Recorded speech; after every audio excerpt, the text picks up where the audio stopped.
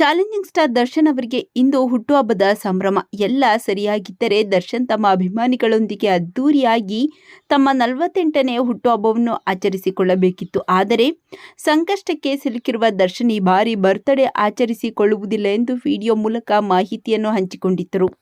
ಚಿತ್ರದುರ್ಗದ ರೇಣುಕಾಸ್ವಾಮಿ ಕೊಲೆ ಆರೋಪದಲ್ಲಿ ಸುಮಾರು 6 ತಿಂಗಳು ಜೈಲಿನಲ್ಲಿದ್ದ ದರ್ಶನ್ ಡಿಸೆಂಬರ್ನಲ್ಲಿ ಹೊರಬಂದಿದ್ದು ಅಭಿಮಾನಿಗಳ ಸಂಭ್ರಮ ದುಪ್ಪಟ್ಟಾಗಿದೆ. ಆದರೆ ಅನಾರೋಗ್ಯದ ಕಾರಣ ಈ ಬಾರಿ ಹುಟ್ಟುಹಬ್ಬ ಆಚರಿಸಿಕೊಳ್ಳುವುದಿಲ್ಲ ಎಂದು ಅವರು ಇತ್ತೀಚೆಗೆ ತಿಳಿಸಿದ್ದು ಫ್ಯಾನ್ಸ್ಗೆ ನಿರಾಸೆ ಉಂಟು ಮಾಡಿತ್ತು. ಇನ್ನು ಚಾಲೆಂಜಿಂಗ್ ಸ್ಟಾರ್ಗೆ ಆಪ್ತರು, ಸಿನಿ ತಾರೆಯರು, ಅಭಿಮಾನಿಗಳು ನಟ ದರ್ಶನ್ಗೆ ವಿಶ್ ಮಾಡುತ್ತಿದ್ದಾರೆ. ನಟಿ ರಕ್ಷಿತಾ ಪ್ರೇಮ್ ಕೂಡ ಫ್ರೆಂಡ್ ದರ್ಶನ್ಗೆ ವಿಶ್ ಮಾಡಿ ಇನ್ಸ್ಟಾಗ್ರಾಮ್ ಪೋಸ್ಟ್ ಹಾಕಿದ್ದಾರೆ. ದರ್ಶನ್ ಹುಟ್ಟುಹಬ್ಬಕ್ಕೆ ನಟಿ ರಕ್ಷಿತಾ ಪ್ರೇಮ್ ವಿಶೇಷವಾಗಿ ಶುಭ ಕೋರಿದ್ದಾರೆ. ಇವತ್ತು ವಿಶೇಷ ದಿನ, ಯಾಕೆ ಗೊತ್ತಾ? ಇವತ್ತು ನನ್ನ ಬೆಸ್ಟ್ ಫ್ರೆಂಡ್ ಬರ್ತ್ಡೇ. ಇವರು ಯಾವಾಗಲೂ ಕಷ್ಟ ಸುಖದಲ್ಲಿ ಒಂದೇ ರೀತಿಯಲ್ಲಿ ಜೊತೆಗಿದ್ದವರು.